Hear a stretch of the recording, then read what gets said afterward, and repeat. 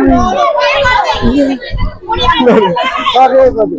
भयो केही भएन नि आमाको भिडियो पनि भाइरलै जाने भयो अब गाइस आमालाई चाहिँ उपचार गर्दै हो अहिले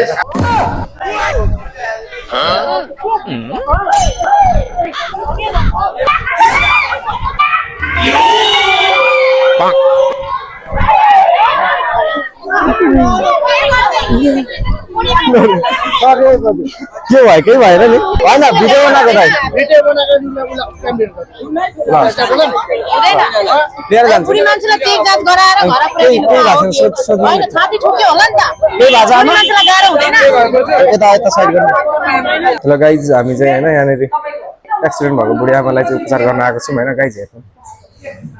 दुःख दिएर लास्ट उठाउन आउँछ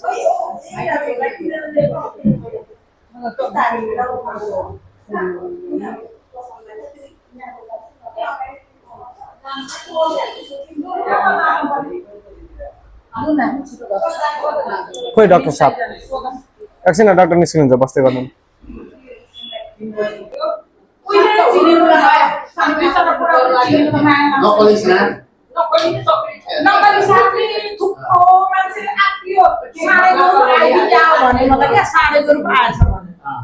साढे गोरु होला भने कि लास्टमा त नक्कली सापले बुढी मान्छे छाती दुख्ने निको हुने दबाई दिनुहोस् अनि मलम दिनुहोस्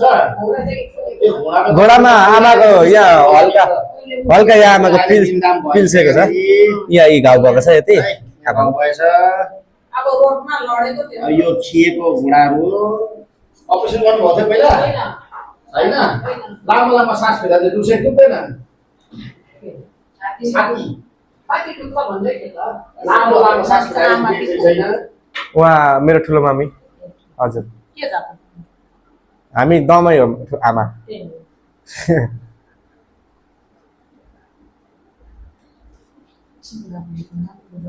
गाह्रो छ नि हौ आमा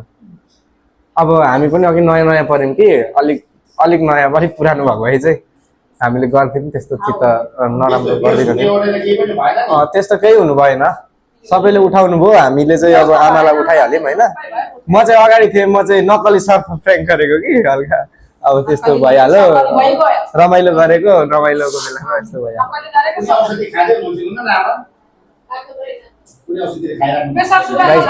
आमालाई चाहिँ उपचार गर्दै हो अहिले त्यही त आमाको सामान्य हो असर परेर हैन हड्डीमा भन्दा पनि त्यो नासुमा त्यहाँको के अरे छालामा हैन त्यसरी ठोकेर त्यसरी दुख्ने गर्दछ अहिलेलाई दुखाइको मन नभएर घाम चिसोले सेकेको निदाम भएको ठाउँमा चाहिँ त्यो जान्छ आफै हैन तर भोलि दिनमा तपाईँलाई त्यो झन्झन निदर बढ्दै गयो झन्झन सुनिँदै गयो हैन त्यो छाली दुख्यो अझै गाह्रो हुन थाल्यो भने चाहिँ आउँ एक्सरे खिचेर हेरौँ नत्र नाइले हेर्दा चाहिँ त्यही भएर होइन म हेर्छु भन्नुहुन्न चाहिँ म गराइदिन्छु हेर्नु किनभने यस्तो केसमा चाहिँ हामीले बिरामीले भने पनि मान्नुपर्ने हुन्छ होइन तर हामीले त पहिला त हामीले के छ कस्तो छ पहिला त भन्नु पर्यो नि त होइन अब नगर्नु नपर्ने रहेछ भने हामीले जबरजस्ती गराएर पनि भएन अब सबै चाहिँ तपाईँको विचार अब के त तलमाथिबाट बुढी मान्छे झार्छ बहिनीले उमेर परेको छैन उमेर गएको कहीँ जानु परेन खानु बस्नु आउनु उहिले यसै गरेर राखिरहेछ अहिले बिहामा गएर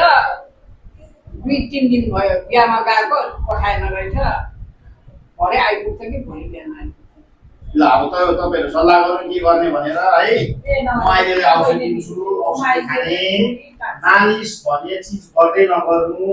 चिसोले सेक्यो ल छातीमा चाहिँ चिसोले बाहेक छातीमा चाहिँ नसेक्यो चिसोले तर घुँडामा चाहिँ चिसोले सेक्नु होला है त ल सबैलाई नमस्ते आइस यसो गरेर मालिस गर्नु हुँदैन है ल लभ यु है त आमा यो चाहिँ खाना खाएर ल पछाडि दिनमा 3 पटक गाइस हामीले चाहिँ अब आमालाई उपचार गरेर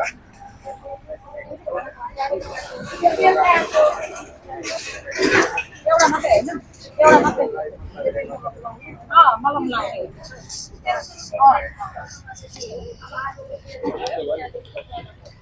बुझ्नु भयो नि तरिका लेखेको छ नि एउटा बिल गरिदिनु ल यो नि एउटा मात्रै